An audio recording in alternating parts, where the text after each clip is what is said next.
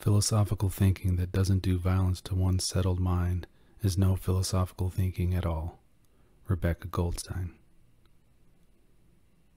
In the spirit of unleashing the mind and generating new ideas, you must be able to drop question marks like thought bombs into the overly secure, blatantly safe, and all too comfortable ramparts of your worldview.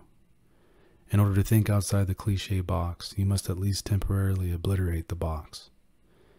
If you don't strategically set up tripwires for your current way of thinking, you'll never achieve higher, more imaginative ways of thinking.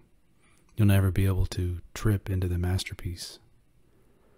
Sometimes the only way a higher order can be discovered is by sowing a little disorder into the current order. When your mind becomes fixed and settled, it's time to strategically plant a minefield in your mind field. Then sit back and enjoy the explosion as your mind is blown into new ways of seeing the world. A self-inflicted philosopher self-inflicts precisely to prevent a settled mindset, so as not to allow perception to become settled, certain, or sacrosanct. The self-inflicted philosopher forever combats it by planting minefields in the mind field, and in the process thereby barbecuing all sacred cows.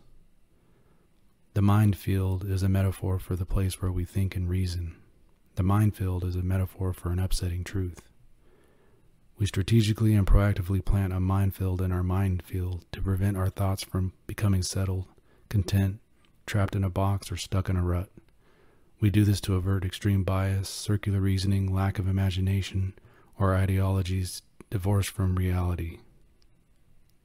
We offset the ignorance that comes with bliss by tossing truth bombs into belief states.